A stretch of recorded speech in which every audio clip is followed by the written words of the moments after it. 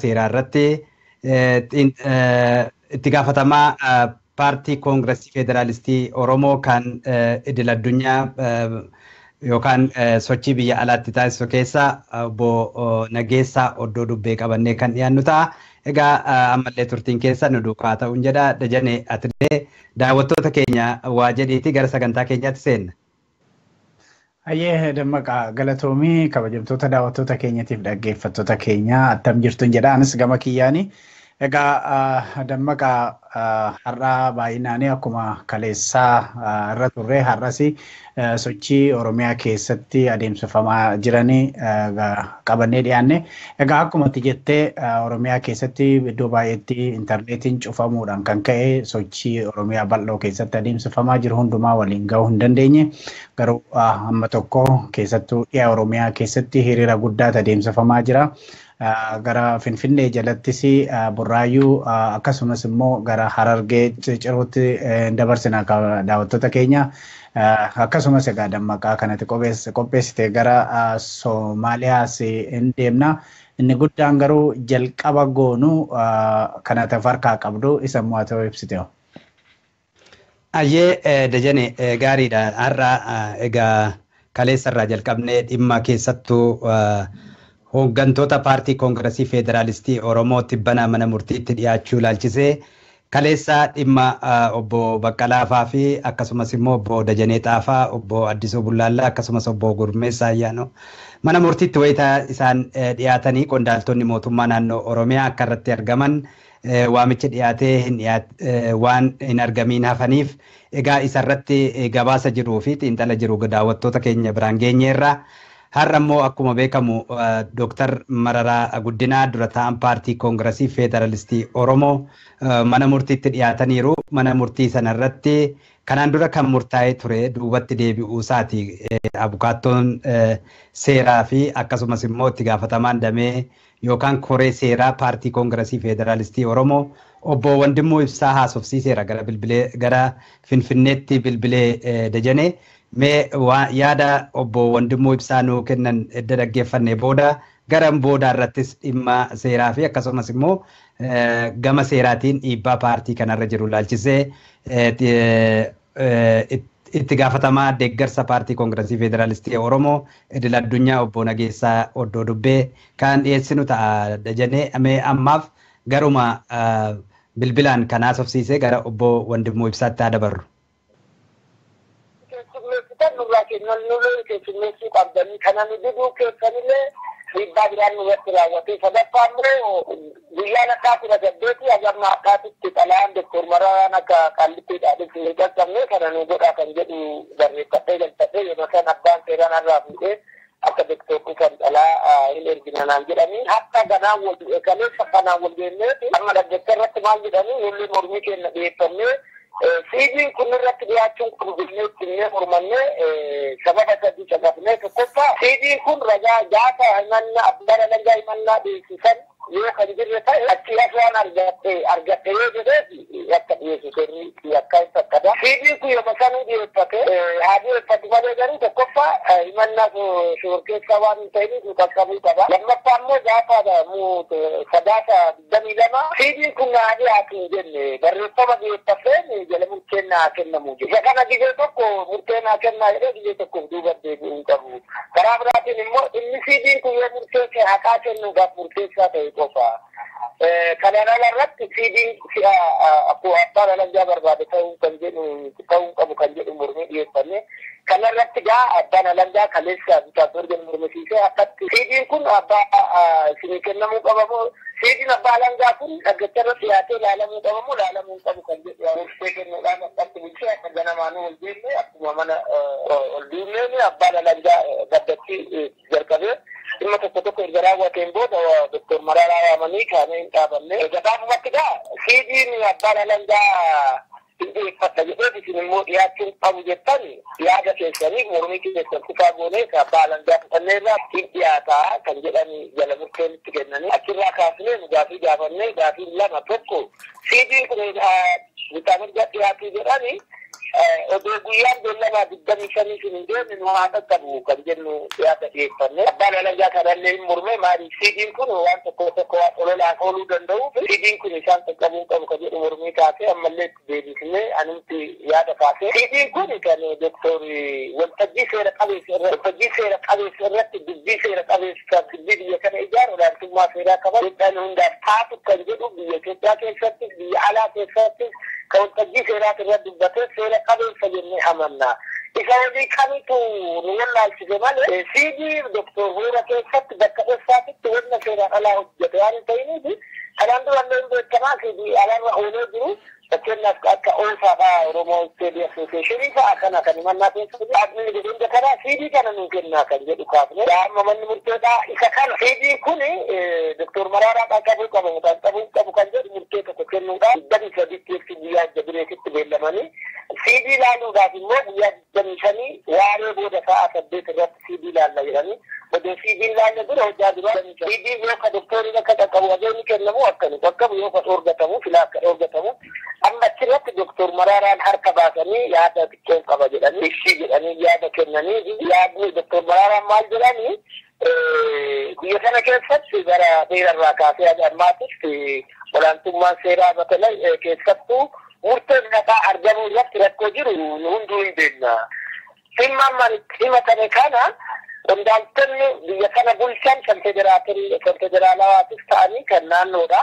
Keessattuu muummicha ministeeraa dabalatee hundi isaaniitu sochii ammummaan adeemsisaa jiru kanaan badii kenna. Bulchiinsa gaarii nu uumuu dadhabne bulchiinsa kenna tokkisaa badaa waan ta'eef uummanni nurratti kaka'e.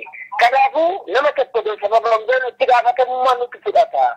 Kanaafii uummata xiifannoota gaafanna jedhee irra deddeebi'ee bakka hin irratti aniif namni ana fakkaatuuf warri ofee kootiif maamiltootiin kootillee deeggartoottiin keenya mulu dhimma kannaaf himatamnee mana hidhaa taa'uun safuudhaa cubbuudha. Afaan Amaaraatiin mammaaksi tokko hin jira. Maal jedhaa?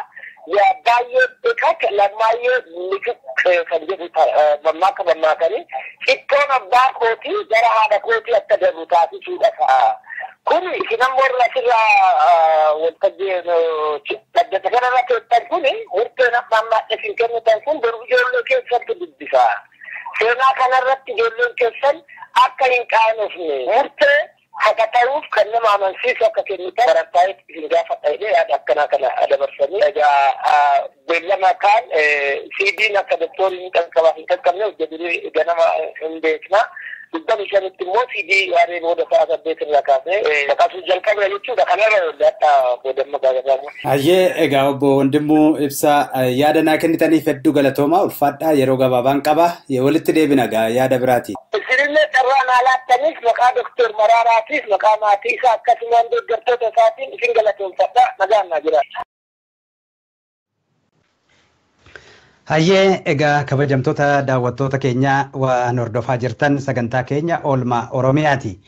Dajane egaa akkuma beekamu har'a akka obbo Wandimmuun jedhanitti murteen amma sadarkaarra ga'ee jiru kan Dooktar Mararaa Guddinaa yeroo dura warri abbootii alangaa murteen nuuf haa kennamu jedhanii booda duubatti deebisanii CD keessattuu waldaa qorannoo Oromoo irratti isaan haasaa taasisanii fi akkasumas immoo yeroo adda addaatti OMN'dhaaf ibsa kennan waan akkasii kana walitti qabanii dhiyeessuu isaanii isa kanarraa akka shakkanii CD'n sun hanga ammaatti harka isaanii hin geenye shakkiin keenya isadha jedhanii haa ta'uti CD'n kun duraan hin dhiyaatiin edda jedhanii booda amma deebisanii duuba manuma hidhaa keessa tursiisuuf jecha waan kana fiduu isaaniiti. Egaa adeemsa seeraati moo seeraa miti kan jedhu immoo booda kan irratti ogeessa seeraa gaafannu ta'a Dajane. Gaariidha gaa dammaqaa uummanni akka hubannoo argatuu fi wanti kun adeemsi kun seera qabeessa moo seera qabeessa miti kan jedhu warra beektota seeraa hin dhiyeessina yeroo kana jennu gaa biyya sana keessatti seerri hin jira seerri kabajamaa jechuuf akka hin taanedha. Akkuma beektu seerri yeroo isaa warra hidhuuf hin hojjeta warra hidhameef immoo hin hojjetu. Kanaaf biyya sana keessatti seerri akka hin jirredha garuu ogeessota seeraa qabannee dhiyaannaa yeroo hundumaa hubannoo akka argatanidha fi egaa dammaqa waa'ee seeraa adda ka'e kaleessa baay'inaan kan irratti haasa'aa turre xiinxalaa siyaasaas Jawaar Mohaammed kaasaa kan ture keessattuu qondaaltonni OPDO kaleessa sila argamuu turanii hin argamne haasaa sana irratti yookiin xiinxala isaa irratti Jawaar Mohaammed OPDO'n iddoo ishiitti deebitee immoo uummata Oromoo gantee wayyaanidhaa fi amanamtuu taatee kan jedhudha haasa'aa ture. Egaa har'a immoo namoonni baay'een asiin nu gaafataa kan jiranii maaltu deemaa jira Abbaa Duulaa fa'aa aangootti deebi'an immoo aangoo deebi'anii fudhatan immoo maalinni kan jedhudha. Egaa oduu sana ibsa hojii raawwachiiftuun Adduwaayii yookiin Ihaadig baasirraa akka hubataa jirrutti Abbaa Duulaa Gammadaatii fi Barakat Simoon hojii mootummaatti deebi'anii hojjechuudhaaf akka fedhanii yookiin immoo akka itti deebi'anidha kan ibsame. Egaa dammaqa namoonni kaan kan jedhu gara OPDO'tiinis oduun tokkoon baha Abbaan Duulaa aangoo duraan gad lakkise sanatti miti kan deebi'u kan biraatu kennamaaf malee kan jedhudha. Warri immoo Tigrootaa keessattuu adda bilisummaa uummata Tigraayitti dhiyeenya warri qaban immoo Abbaan Duulaa aangoodhuma duraa sanatti deebi'e jedhanii barreessaa jiru. Kana dhoksaasa jijjiiran kanaaf oduu odeeffamu kana addaan baafnee daawwattoota keenyatiif kan qaqqabsiifnu ta'a. Ati maal jetta kanarratti? Kanarraa addan qabu. Egaa keessattuu Abbaan Duulaa uummanni paartiin isaas haa ta'u uummanni kiyyaa salphachuu isaatiin aangoo kana gadhiisee jechuudhaan aangoo gadhiisuun kana uummanni keenya hundumtuu hin beeka. Amma garuu wanti uummata ajaa'ibsiisee ammallee har'a bakkeewwan hedduutti hiriirri mormii bakka gaggeeffametti uummata karaa nagaa mirga isaa gaafatu loltoonni itti bobba'anii Oromiyaa adda addaa keessatti ajjeechaan raawwataa jira. Wayitaa inni aangootti deebi'an kanatti har'a gochi keessattuu oduun itti aanu gara Shaambuu nu geessa. Shaambuu keessatti har'a wanti raawwatame godina Horroo Guduruu magaalaa Shaambuu keessatti haalaan kan nama gaddisiisudha. Isa keessattuu lubbuun qeerroo lama tokko keessattuu nama daandii irratti kophee haxaawee jiraatu liistiroodha kan ajjeefame. Uummata hedduudha kan reebamee achi keessatti gadiraa argaa jiru. Mana yaalaatti manni yaalaa gahaan naannoo sana hin jiru. Akka odeeffannoo nu qaqqabaa ooletti atis dubbifteetta achirraa waan nu ibsitu waan hedduu jiraachuu danda'a dajaneeni. Garuu bakka uummanni akkaataa kanaan dhumaa jirutti bakkeewwan hedduutti raarfi gaggeeffamaa jirutti gaaffiin Oromoo kara kamitti deebi'eetu kana dhaga'uun Oromoodhaa fi akka xiqqoo hundumaa kan ajaa'ibsiise fakkaata.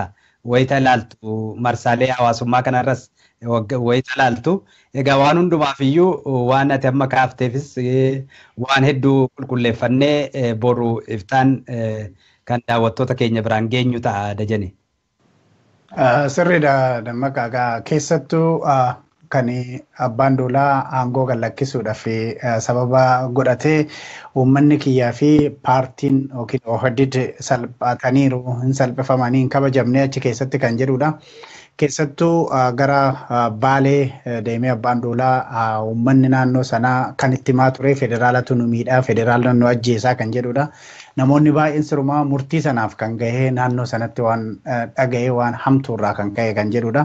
Yeroo amma arginu immoo sirumsaatuuf federaalli kan jedhan kuni makkalaakayaan milishoota fi kora bittinneessaa yookiin poolisoota Oromiyaa daangarraa sochoosuu daangarraa kaasuu aanaarraa kaasetu gara godinaatti erguu kana biraan uummata immoo hidhannoo hiikkachiisuu poolisootas hiikkachiisuu yookiin immoo poolisoonnis milishoonnis yerootti rasaasa fi waan nyaatan dhabaniit illee jira kan jedhutu jira. Haala kana keessatti egaa garasitti deebi'uun maal akka ta'e mee egaa warri xiinxaltoota siyaasaa gara boruus haa ta'u irratti affeerree kan xiinxalan ta'a. Egaa akkuma ati jettee gara Shaambuutti dammaqa namni nani duraan dubbise illee nama lamatu akka miidhameedha kan inni dubbataa ture. Galgala amma immoo oduun achi babbahaa jiru tokko tokko kan mul'isu hanga namoota 5tti akka du'anidha. Kan ammoo keessattuu kan raawwate Agaazidha. Agaaziinii fi federaal poolisiin kuni waliigaluudhaan namoota irratti dhukaasa bananii dura poolisoonni Oromiyaa akka achi turanii fi garaagarummaan xiqqoon haa turu jira ture. Garuu isaan aaraa nama imimmaanistutti fayyadamanii hiriira yookiin mormii naannoo sana ture qabbaneessuuf yaalii yeroo godhanii federaalli naannoodhuma sana jira. Naannoo yuunivarsiitii achi ka'ee dhufeeti kan tarkaanfii sana fudhatanii jedhu warra achi dubbise. Meegaa ani mana jedhee nama jiraataan Shaambuu tokko haasofsiise inni immoo waan jedhu wajjin haa hordofnu. Hello, jiraata Horroo Guduruu Wallaggaa kan magaalaa Shaambuu naannoo keessan sanatti keessattuu magaalaa Shaambuutti yeroo ammaa kana rakkinatu jira. Poolisii fi warra hiriira ba'anii walitti bu'iinsatu jira kan jedhu dhagaye. Mee naannoo sana rakkinni jiru maalinni ka'umsa maalinni walumaa galatti cuunfaa sanaa ibsa? walumaa galatti ka'umsi lola kana warshaa sukkaar faabarikaa irraa warshaa madaa sukkaar fasaabii yookaan makiina waajjisu kana sadanitti fe'anii fi makiinaa kana sadanitti fe'anii yeroo magaala Shaambuu gurguragaa magaala Shaambuu ga'utti qeerroon magaala Shaambuu wal ta'uudhaan sukkaarri kun maalummaan isaa hin beekamu waan ta'eef addanuu baasaa maalummaa isa kontorbaandii ta'uudhaa fi jabeessaa ta'uu fi kaan ta'uusaa addanuu baasaa jedhanii yeroo isaan gaafatanii poolisiin Oromiyaa ammoo yookaan korreeffamessa Oromiyaa jedhaman warri magaala keenya keessa jiran kun immoo seera qabeessadha kanaaf kaafachuu hin dandeessanii jedhanii balaqa ijoollee yookaan qeerroo magaala keenya jiru kana keessatti gaafa fedha agarsiisu yookaan seerummaa agarsiisu fedha qabeessa isaanirraa kan ka'e yeroon ammeetti agarreetti sukkaarri kun inni kan jiru kun darbuu hin danda'u kanaaf inni agarsiisuu qabdu jedhanii asitti walitti bu'iinsi poolisii Oromiyaa yookaan qorra bittinneessaa fi qeerroo magaala Shaambuu gidduu ta'ee kanarratti edda isaanis agarsiisuuf yookaan waraqaa eeyyama yookaan xalayaa qabatanii deemuun kana seera qabeessummaa yookaan sukkaarri jedhanitti ka'uu deemaa jiru. agarsiisuu dhiisuu kan ka'e walitti bu'anii booda immoo sa'aatii walakkaa tokko booda wal falmiin ta'ee booda yeroo dabarsuu dhibee poolisiin Oromiyaa jecha sa'aatii nuti namaa gorsu magaala keessaa dhangalaasu waan ka'e argachuu waan ta'e namoonni baay'een gaazii kanaatiin mi'amanii jecha namoonni baay'een lafa walitti bu'anii booda poolisoonni kanaan illee to'atamuu hin danda'amnaan poolisiin federaalaa yuunivarsiitii Wallaggaa Damee Shaambuu keessa jiruu fi jaharraa makiinaan lama ofanii galanii kana gidduu yeroo isaan galanitti lolli guddaan ka'e isaan warraaqaa dhukaasuu jalqabanii dhukaasuu jalqabee booda immoo lubbuun nama lamarratti lubbuun isaa darbee jecha kanarraa hanga maalli amma gargaaranga sa'a tokkotti naannoo Kampaash Shaambuutti karaa cufuutiin dargaggoonni ammallee dhaadannoo kana geessaa jiru reeffi nama lamaa immoo yeroo ammaa kana ofi argaa hospitaala tajaajilaa jira reeffi nama lama kana keessaa tokko maqaan isaa hojii dhuunfaa kana jiru katamaa balaa kan jedhamu jechuudha lubbuun isaa kan darbee fi nama hojii amma adeemus ministeerota tokko magaala keessa kana gidduu naannoo magaala keessaa qomana Oromiyaa International Bank fuuldura taa'ee kan hojjetuu fi qoricha ameeni fuuldura taa'ee kan hojjetu lubbuun isaa darbee nama lubbuun isaa darbeera jecha kana kan wal qabatee malummaan malkaamuu jedhamu immoo qorra bittinneessaa Oromiyaatiin qorra bittinneessaa Oromiyaa saanjaatiin harka isaa kana waraanee amma hospitaala Shaambuu keessatti yaalamaa kan jiruu fi barataan maatii boodee baratu umriinsaa waggaa 10 kan ta'e ituu karaa mana barumsaatii bahee jiru kumarraa alamuu kan jedhamu waraananii amma nama yaalaa Shaambuu barumsaati jecha amma isaanii walumaa galatti qabatama Shaambuu keessa jiru kana yeroo ammaa kana immoo karaa Finqaa fi karaa Baakoo kan jedhamu Shawwaalitaatiin gara kanaatti kan dhufaa jiran ta'uu isaa. Gaariidha. Haalli magaalattii yeroo kanatti maal fakkaata? Qabbanaa'ee fakkaata moo akkasumatti itti fufee jira? Ammallee yoo qabbanaa'e qeerroo magaala keenyaa karaa kallattii hundaatiin magaala keessaa baqatee kan jiruu fi manni nyaatas ta'e manni nyaataa ta'e reestooraantiin garaagaraa hoteelota suuqonni hundumtuu cufalee kan jiru ta'uu isaati. Yeroo ammaa kana namni olitti kan hin deemne ta'uu isaati amma haalli magaala keenya sodaachisaadha. Namni olii gad deemuu hin danda'u. tokkollee olii gadi bahee deemuu kan hin dandeenye ta'uu isaati kanarraan ka'e wal qabatee iyyuu amma baay'ee kan nama sodaachisu poolisiin federaalaa yeroo ammaa kana beekamu barattoonni yuunivarsiitii garaagaraa lola kaasaa kan jiran ta'uu isa ka'ee lola kaasaa waan jedhaniifi ministeerri barnootaa federaalaa yuunivarsiitii gashee jira. isaanillee yuunivarsiitii keessatti nagaa yookaan seekuriitii nageenya yookaan namuusa barattoota yuunivarsiitii keessaa taphachuu jedhamu kan kaanillee amma yeroo ammaa kan shufeerii gaaddisaa dabaloo kan jedhamu dirqisiisuudhaan makiina gidduu keessa yuunivarsiitii keessa shaambuu kampaasii keessatti dirqisiisuudhaan makiina yuunivarsiitii qabatanii ba'anii mucaan kun amma yeroo ammaa seeroon kan mucaan fedhaadessaa jiru ta'uu isaati. Hayyee jiraataa magaalaa Shaambuu yaada kenniteef hedduu galatoom. This call has been recorded. Egaa Dammaqaa akkuma amma dhageesse jiraataan magaalaa Shaambuu kan jedhe haalli magaalaa sanaa hedduu sodaachisaa akka ta'edha. Kanumaan kan ka'e egaa nama kana haasofsiise federaal poolisii fi kan makkalaakayaan jedhan kuni waraanni wayyaanee jechuudha. Isaan ammas magaalaa sanarra keessatti nama reebaa nama hidhaa ajjeesaa jiru. Kana kaa'uudhaan egaa hanga ammaatti namoonni 5 du'uun hin oolle kan jedhutu jira. Dammaqaa haalli naannoo Shaambuu kuni bubbuleera baay'ee cimaa deeme keessattuu Horroo Guduruu kana keessattuu immoo barataan yuunivarsiitii dhalataa Tigree ta'e tokko du'e naannoo sanatti wanti hundumtuu cimaa akka jirudha namoonni achi kan dubbataa jiran. Dajane anis hedduun hordofaa oolee har'a dhimma Shaambuu ganama oduunumti jabaan ganamarraa kaasee nu qaqqabeeyyuu waanuma kana ture.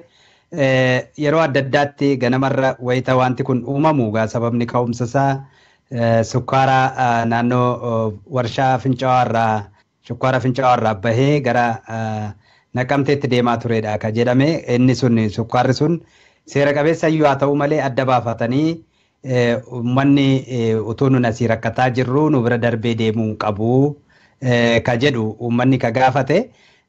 Uummataaf immoo deebii kennuun dura gara humnaatti ce'uutu dhufe jechuudha. Egaa durumayyuu wanta kana godhuudhaa fi karoorfatanii akka taasisanii namoonni naannoo sana anillee haasofsiise kan isaan himan. Maaliif haaloo ba'uu waan barbaadaniif keessattuu qeerroo magaalaa Shaambuu kana haaloo ba'uu barbaadu. Isarraa ka'aniitu waan kana qopheessanii edda qopheessanii booda qeerrootti kakaasanii sana booda qeerroo iddatti kakaasanii booda hanga tokko poolisoonni Oromiyaa naannoo sana jiran ittisuuf wayita yaalan dhukaasa banameen poolisiin tokko miidhameera Oromiyaarra. Egaa isa kana bira darbanii booda humna dabalataa ajajuun galgala kana keessattuu magaalittiin dirree waraanaatti jijjiiramtee uummata nagaa reebuu haaloo bahuu waan hedduu yakka adda addaa raawwataa jiranii ka jedhanii uummanni komii isaan kaasanii isa kanaaf immoo adda durummaadhaan kan isaan komatanii keessattuu bulchaa godinaa amma achitti akka haaraatti ramadamee deemee dura itti aanaa poolisii koomishinara Oromiyaa ka ture wayitaa yaadatta yoo ta'e Dajaneen yeroo Bishooftuu irratti ayyaana Irreechaa irratti uummanni dhume namni Muktaaritti aanee Soorii Dinqaa jedhama. Muktaaritti aanee waraanuma Itoophiyaa galateeffateyyuu nama kanadha. Bulchaa godhanii naannoo sanatti ramadameera namni kuni. Dura yaaddoo qabu uummanni naannoo sanaa jireenya waan akkasiirraa kaka'e yeroo adda addaatti gabaasanuu ergaa turanirraa yaaddoo qabnaa. Namni kun kanaan duras ajjeechaa jumlaa Irreecha irratti raawwatame nama deeggaraa ture. Keessattuu immoo caasaa Muktaar keessatti nama qooda fudhataa turedha jedhanii baay'ee balaaleffataa jiranii. Isuma kanaan wal qabatee egaa rakkoo nama Oromiyaa keessatti kan Shaambuu qofaa miti bakkeewwan adda addaatti caasaa kana keessatti ka'aa jiruyyuu opiidiyoon haaromne haa jettuyyuu malee gara biraatti gara aanaallee irratti ramaddiin gaggeeffamu achuma keessaa kaasee wanti achi keessatti hojjetamaa jiru waan faallaa amma ibsamaa jiru kanaan keessattuu lammaanfaa ibsaa jiran kanaan addadha ka jedhanii kakaasan sana kan jabeessudha. Egaa haalli Shaambuutti raawwatame kana fakkaata dabalataan Dajane. Sirriidha Dammaqa anillee namoonni achi quunname kanuma natti himaa turanii keessattuu rakkoon guddaan Wallagga naannoo iddoo biraas gara boodaatti deebina kanin haasofsiisee kan jedhanii caasaa daka jirutu poolisii keessas haa ta'u darbanii harka galfachuudhani tarkaanfii hin taane fudhachaati jiru. Kanaafi haaromsi jedhamu kuni gara dakaatti gadi hin buunedha gaa amma immoo shakkiin jiru haaromsi suni garuma oliittu rakkina akka inni qabudha dammaqamee bifuma gabaasan yookiin nama argannee haasofsiisuu haa dadhabnu malee sababa neetwoorkiitii fi sababa intarneetitiin achuma baakkottis shaambutti dhiyoodha akkuma ati beektu baakkoo yookiin shawaa kibba lixaa keessattis hiriira mormii guddaa adeemsifame achittis uummanni baay'inaan kan hiriira kanarratti argame dhaadannoo dhageessisan keessaa sanyii duguuggan Oromoo irraa haa dhaabbatu ibsaa Haayilamaariyaam kenneen mormina daangaan keenya haa kabajamu uummata keenya buqqisuun haa dhaabbatuu fi kan birooti dhageessisaa turanii egaa mee gabaasa keenyatti fufuudhaan dammaqa gara amma gara baha Oromiyaa Harargee lixaa magaalaa Cirootti darbina namni achi dubbisee kaleessa mormiin akka turedha. Mormiin sun immoo sababa kan ta'e baasii wayyaanee kan Salaam Baas jedhamutu naannoo sanatti kaleessa bobba'ee gara 5 kan ta'u jedhani. Naannoo keenyatti baasiin wayyaanee kuni akka hin sochoone dhorkinee turre kaleessa dubbii barbaaduudhaaf as ba'ee jedhuga. Mee namni achi dubbise jira Ciroorraa magaalaa Ciroorraa garasitti darbina dammaqna. Ayyee. Hello, jiraata magaalaa Ciroo Salaam Baasii kan jedhamu baasii wayyaanee wajjin wal qabatee mormii kaleessa ture kan jedhu dhaga'een bilbilee mee mormiin sun kan akkamiiti haala naannoo sana jiru mee amma nutti himi. Haalli naannoo kana jiru Salaam Baasiin walumaa galatti akka nu keessa hin deemnee jedhanii duraanuu lafa kaayamee jira. Bakka dhaabbatee jira. Erga dhaabbatee dhaqashee halee nama fa'atee firii 5 dhufee jira. Firii 5 gisee dhufu ijoolleen tokko naannoo Ciroo madhichu bakka jaamtutti dhayanii gara meeqaamata irraa dhangalaasanii inni sun masaan irraa dhangaleessa duuba deebi'ee sanbooda 4 dhufee 4 jedhu 4 san ijoolleen dura baatee dabaluu hin ta'u wanni hin dalagu osoo makalaakkaan nama keenya haan ajjiisaa jiru haan fixaa jiru Salaam Baas keessa dalaguu hin ta'u jenniti akka jirutti duratti baay'ee Salaam Baas shirjee naannoo kara Finfinnee jiru. Ija kara Finfinnee deebi'u ijoolleen hoo itti jette makalaakkaan ammoo ijoollee karee billeenni jirti. Guutuun isaanii meeshaa harkatti buufatanii dhahu isaan qoqophaa'an Salaam Baasis ka'ee deemu ijoolleen kaatee bakka isaan jiran kan irraa gadoo deemtee inni jette osoo Salaam Boonni makalaakkaan asii nama keenya kaan fixaa jiru mooraa baqatatti waraan baqataadhaa fe'amee makiinaadhaan dhufe dura naanna'anii buufatanii fayyadamaa jiranii osoo isaan kana godhaa jiranii Salaam Baasin keessa gadi hin dabree jettee ijoolleen akka jirtutti dachaafte guutumaa guututti kalleessuun. Gaariidha.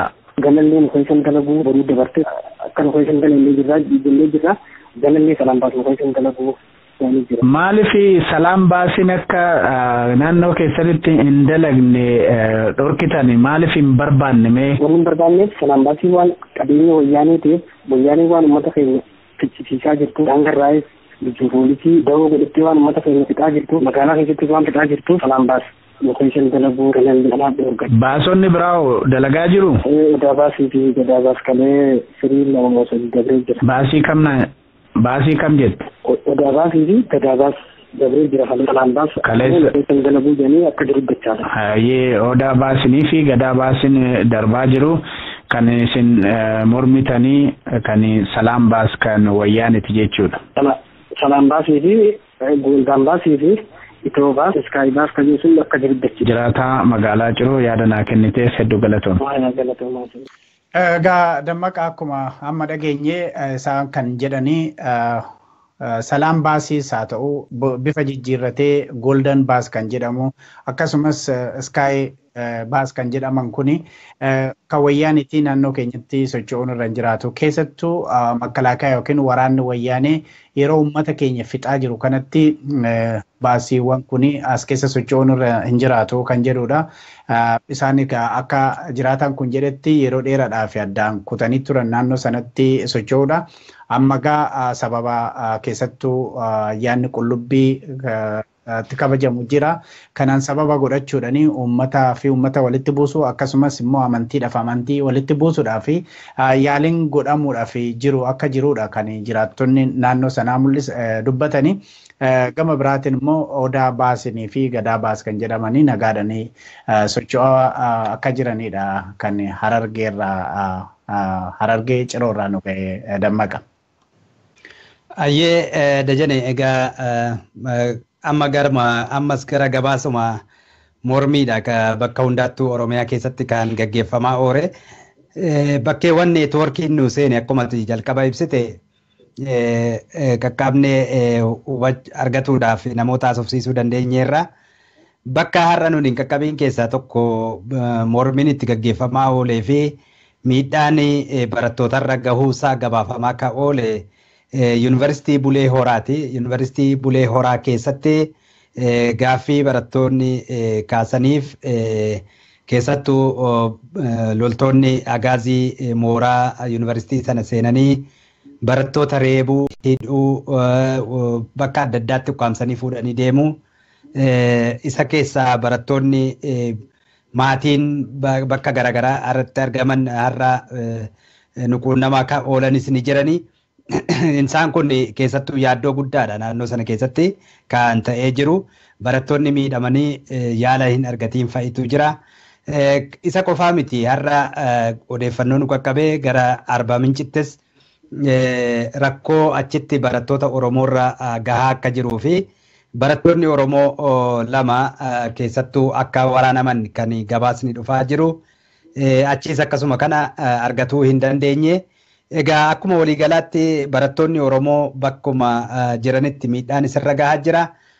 Mormii isaanis gaaffii mirgaa gaafataa jiranis bakka hundatti akkuma itti fufetti jira. Egaa ammas gabaasni itti aanu gara godina Qeellam Wallaggaa kanatti gabaastetu jira. Isatti dabarraa Dajane.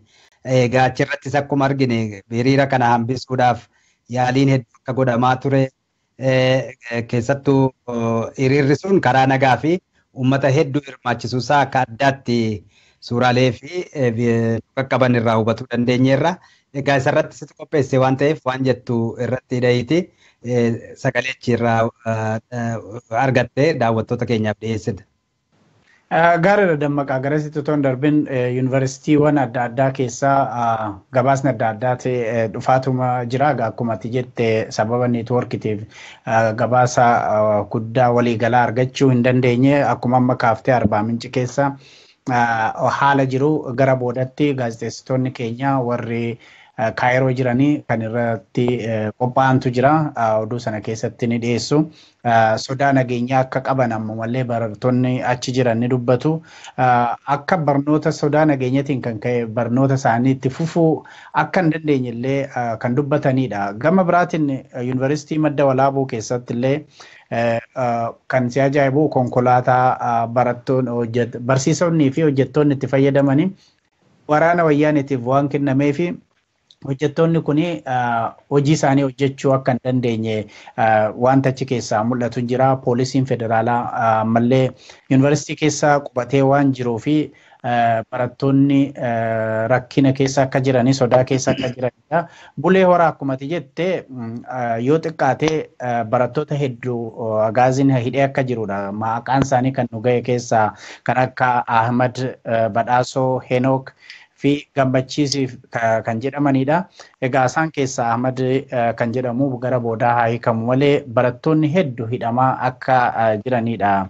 Dammaqaa akkuma ati jette gara Wallagga Bahaatti kan amma gara Wallagga Dhihaatti kan amma darbinu sunis egaa achittis mormiidhuma wal fakkaatutu adeemsifamaa ture. Wallagga Dhihaa dura Wallagga Dhihaa jedhama amma Qeellam Wallaggaatti jijjiiraniiru. Aanaa Hawwaa Galaanii qeerroo fi uummanni naannoo sanaa hiriira guddaadha kan qopheessanii hiriira sana hambisuudhaaf yaalii guddaatu godhame. Gaaffiin guddaan Dammaqaa yeroo ammaa kana kan achittis ka'aa iddoo hundumatti jiru haaromsi jedhamu kun gadi hin buune sadarkaa dakaatti gadi hin buune isaantu nu rakkisaa jira. Gaaffiin keenya tokko kana inni guddaan kan biraa immoo hidhamtoonni siyaasaa haa hiikamanii. Seerri obbo Baqqalaa fa'aa Dooktar Mararaa Guddinaa fa'aa bira yeroo ga'e maaliif hin hojjenne? Walumaa galatti hidhamtoonni siyaasaa Oromoo haa hiikaman kan jedhudha. Meegaa Qeellam Wallaggaa aanaa Hawwaa Galaanirraa namni dubbisee jira. Garasitti taa'ee. Hello, jiraata Qeellam Wallaggaa kan Hawwaa Galaan aanaa Hawwaa Galaan jechuu kiyya. mormiin har'a deemsifamaa ture. Mee mormiin har'aa kun maal irratti xiyyeeffatee maaltu hojjetame walumaa galatti adeemsa hiriira kanaati fi waan irra geessan bal'isii nuu ibsi. Dole galatoomaa jecha akka godina Qellem Wallaggaa aanaa Wagalaanitti hiriirri ka'umsi hiriirri har'a goone dhimma uummata Sumaalee irraa buqqa'ee fi mormii argisiisuudha.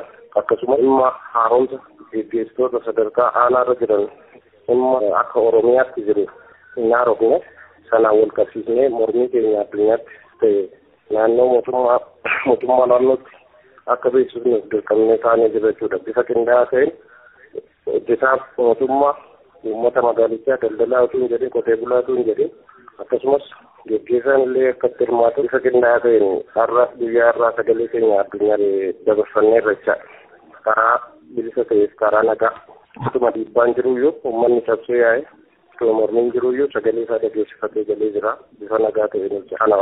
Hayyee achirratti mee gaafiin kaaftan maalinni fakkeenyaaf dhaadannoon sin qabattanii baatan maalin? Dhaadannoo kaleessa hin gadda dursinee qindeessinee qopheessinee inni tokkoffaan ajjeechaan uummata Oromoo akka dhaabbatudha. Inni kan biraan wareegamtoonni akkasumas hidhamtoonni siyaasaa kan akka Boqqalee Garbaa fa'aa mana hidhaa jiran maaliif seeratti hin nyaatan maaliif hin gadhiifaman seerri biyya kana keessa hin jiru kan jedhudha. Inni kan biraa mormii mootummaan wayyaanee yeroo ammaa saba Oromoo irraan gahaa jiru bifa dhokkataa ta'eef kan inni hojjechaa jiru uummata keenya fixaa jiru akka nurraa dhaabbatu kan jedhudha. Inni kan biraan haaromsi akka naannoo keenya nama tokko lama haara'e waan ta'eef hundumtuu wal ga'ee haara'u kan jedhudha sagaleen dhaadannoo keenyaa. Akka naannoo keessanitti haaromsi waliin geenye kan jedhudha. Maal inni mee xinnoo ishee nu ibsitaa maal jechuu barbaadde? Kan jechuu barbaanne yeroo ammaa keessatti obbo Lammaa Magarsaa kallattii amma qabatanii jiraniif alaaf keessaan yeroo miidiyaa gaggeessan haaromsi akka jirudha. Aantummaa gaggeessaa yeroo jalqabaaf aantummaa mootummaa uummata gaafatanii jiranidha. Naannoo keenyatti garuu ergamtuu TPLF jira kan kaleessa aantummaa uummataa hin qabaanne firii uummataa kan nyaataa jiru. Ammallee mudannee kan jiru. Kanaaf mormiin keenya ni guddaan namni bakka jirutti hanga sadarkaa gandaatti haara'ee rakkoo uummata Oromoo deebisuu sadarkaa gandaatii ta'ee hanga aanaatti ni haara'u. Kana kan jiru. Jiraataa magaalaa Qellem Wallaggaa kan Hawaa Galaan yaada naa kenniteef hedduu galatooma. Egaa akkuma anis atis dubbanne Dammaqa inni guddaan gaafiin yeroo ammaa kana warra hiriira ba'anii qabatanii ba'an keessaa gaafiin isaan gaafatanii haaromsi jedhame suni hin argine gadi bu'ee hin argine kan jedhudha. Keessumaa immoo iddoo tokko tokkottu foollee keessa seenuudhaa fi yaalii akka godhudha caasaan hin haaromne jedhamu kuni. Inni guddaan immoo kan biraa kan akkuma siin jedhee hidhamtoonni siyaasaa hiikamanii haalduree tokko malee kan jedhudha Dammaqa akkuma amma dhageesse. Meegaa gabaasa isa taanutti otoo hin darbin wanti itti dabaltoo jiraate. Dhimuma kana wanti hedduutti dabalu hin jirudha jenne haalli wal fakkaatuun mormiin ammas gara nunnu qombaatti geggeeffameera na fakkaata. Gabaasichis kanuma keetii garuma sanatti haa dabarru. Gaariidha ammas gabaasa har'a anatu iddoo baay'eetti bilbilee anatu milkaa'e natti fakkaata. Egaa gara Wallagga Lixaa aanaan Nunnuu Qumbaatti hiriira guddaadha. Garuu eenyu isaanii suuraa isaanii yookiin viidiyoo isaanii sana hin arganne hiriira guddaadha. Keessattuu achi keessatti foolleen gahee guddaa akka qabudha. Hiriira sanarratti qonnaan bultoonni otoo nafin akka irratti hirmaatanidha jiraattonni magaalaa. Akkasuma foolleeniif poolisiin gahee guddaa akka qaban turanii wanti isaan gaafatan tokko keessa akkuma sila siin jedhee caasaan gadii suni keessuma caasaan suni keessa darbee gara foolleetti illee seenuudhaaf yaalii godhaa jira. Kun yaa qulqullaa'utu irra jira kan jedhudha. Ibsa Hayilamaariyaam Dassaaleny ibsanni dhiyeenya kana kennee dhumaatii Oromoo sanni dhiisee waan biraa haasa'e sanarratti baay'ee akka balaaleffatanidha kan jiraatan achii kunnatti hime. Kan biraa federaalizimiin hin jiru. Federaalizimii dhugaan barbaanna garuu federaalizimiin amma jiru kuni kan Oromoo qopheessu waraanni wayyaanee haal duree tokko malee Oromiyaa keessaa haa ba'uu nama ajjeesuun haa dhaabuu kan jedhudha. Jiraataan Wallagga Lixaa aanaa Nunnuu Qumbaa natti hime. Meegaa gabaasa itti darbinu jedha maqaa. Hello, godina Wallaggaa Bahaa Aanaa Nunnuu Qumbaa uummanni akkuma jirutti hiriira bahee har'a mormii dhageessisaa oolee kan jedhu odeeffannoo dhaga'een bilbilee mee haala jiru nutti himaa. Hiriira nagaa bahanii akka jirutti namni tokko nafne barattootii fi hojjetaan mootummaa fi qaama nageenyaa fi hundumtuu hiriira nagaa bahanii hiriira nagaa sana keessattis immoo erga bahanii ta'anii iskuulii dhaqanii wal gahanii meedaa iskuulii keessa ta'anii itti bulchiinsi irratti dhiyaatee qaamni nageenyaa irratti dhiyaatee gaafii gaafatan ibsa ejjennoo gara 6-7 baafatanii gaafii gaafatanii jiranii. Inni tokkoffaan federaalizimiin nu bulchaa kun federaalizimii dhugaa miti federaalizimiin dhugaa nu haa bulchuu. Inni lammaffaa manni keenya naannoo maleetti dhumaa jiran dhumiitiin dhaabatu. Inni sadaffaa waraanni bakka dhufee bakka hunda haayiskuulii yuunivarsiitii adda addaa qubatee jiru hundumti isaayyuu waraanni kun haa ka'u waan nu hojjetu hin qabu.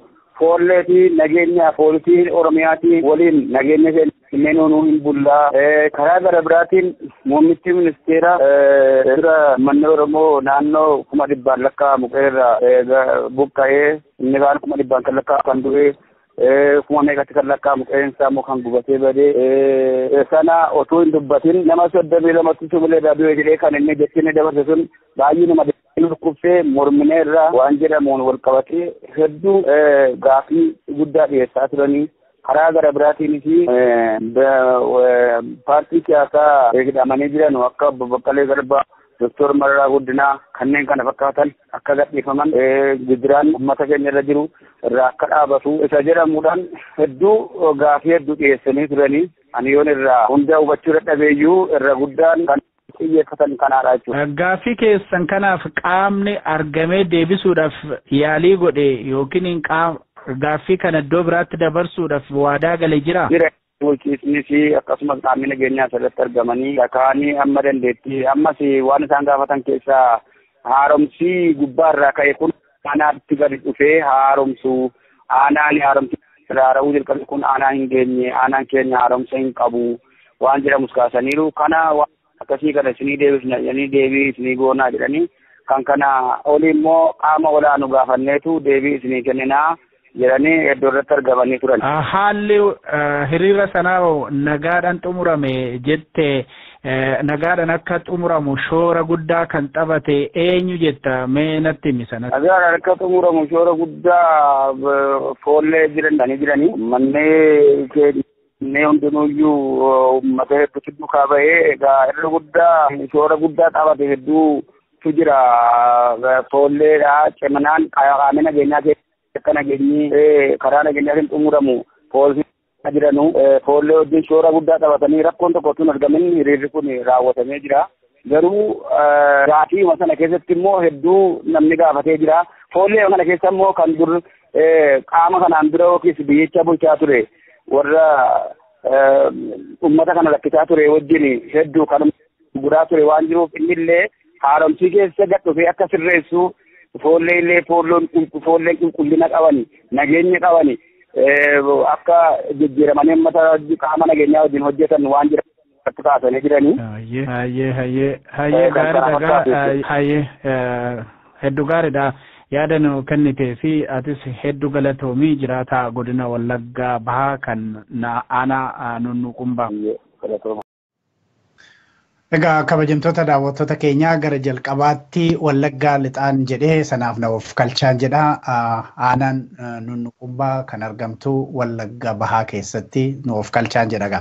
Egaa dammaqa hiriirri kun iddoo adda addaatti akka adeemsifamaa jiru hin beekna.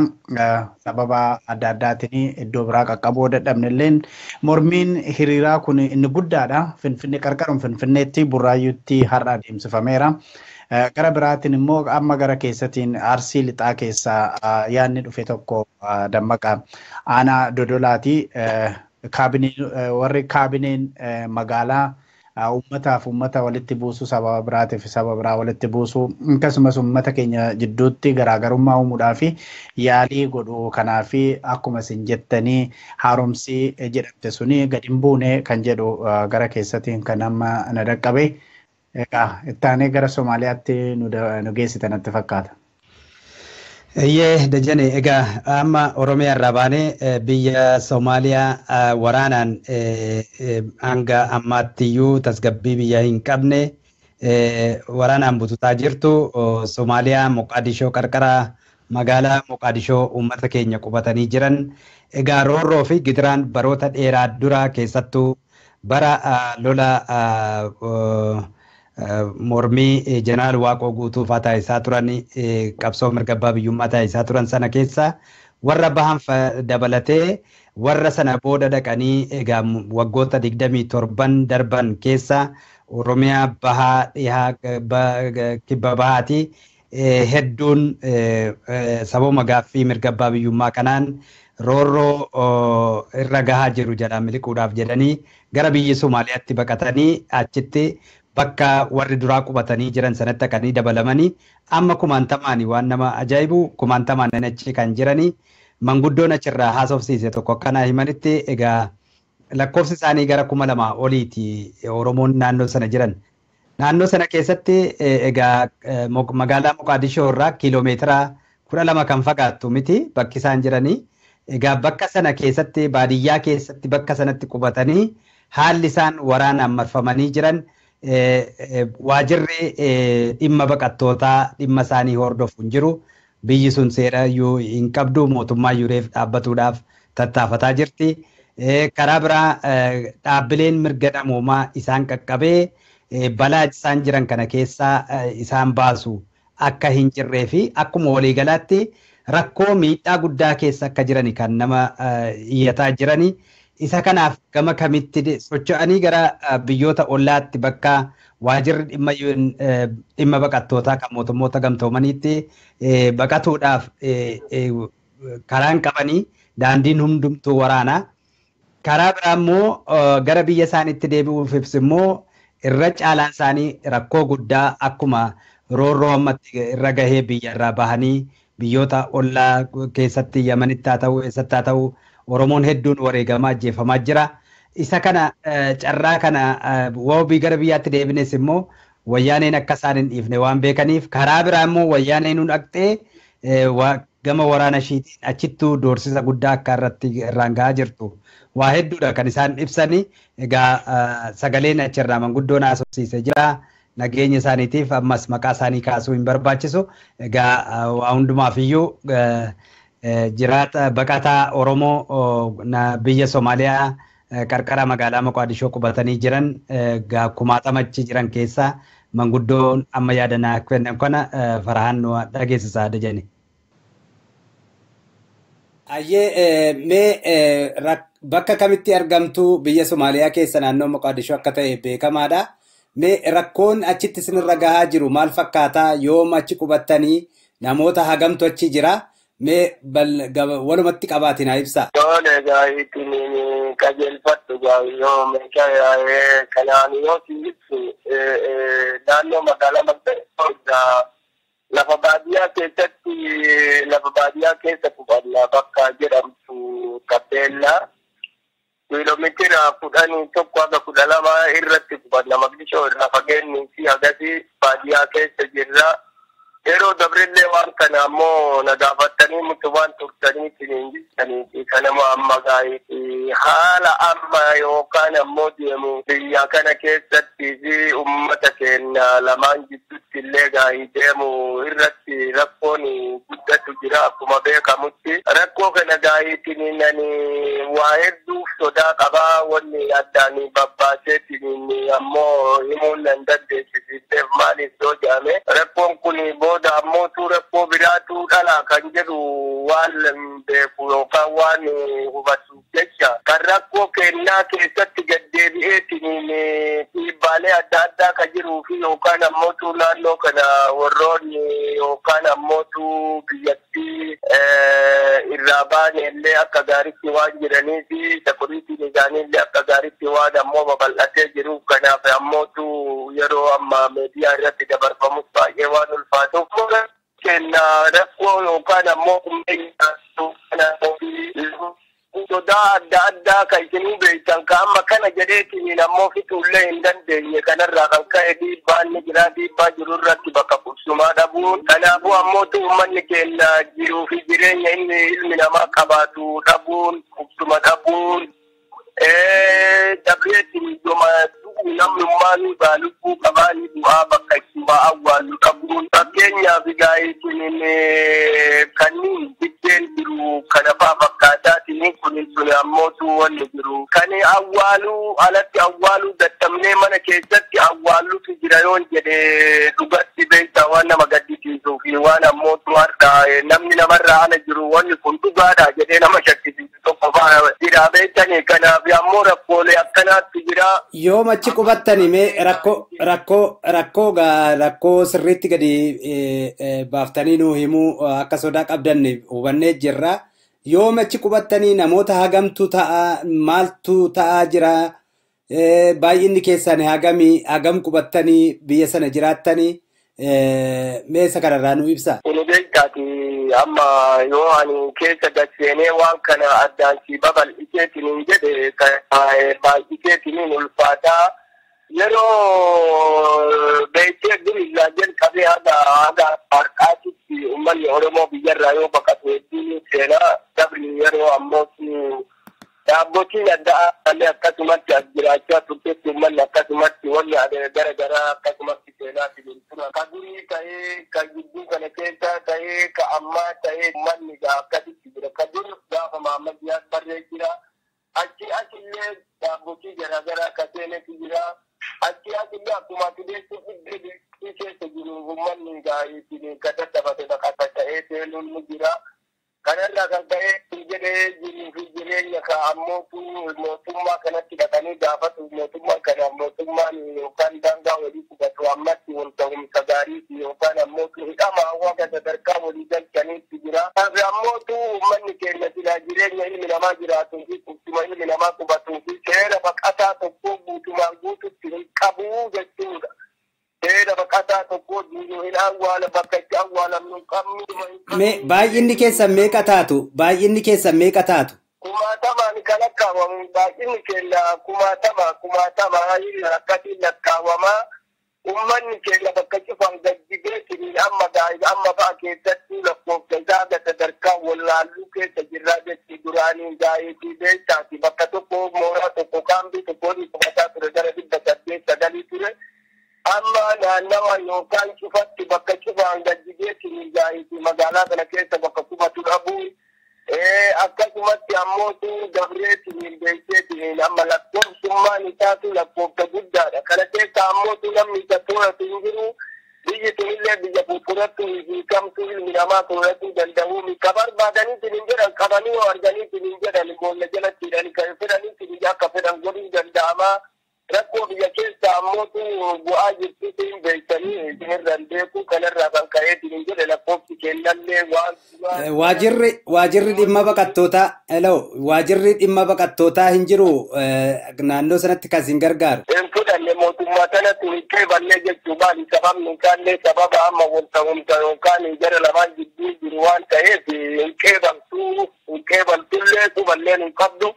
Jireenya keenya ni beeksitiin dhiibbatu jira kanaafuu wanni isin dubbattu wanni isin qabattullee jiru. Amma isin egaa kana keessatti edda waajirri baqataas hin jiraanne furmaanni keessan maali?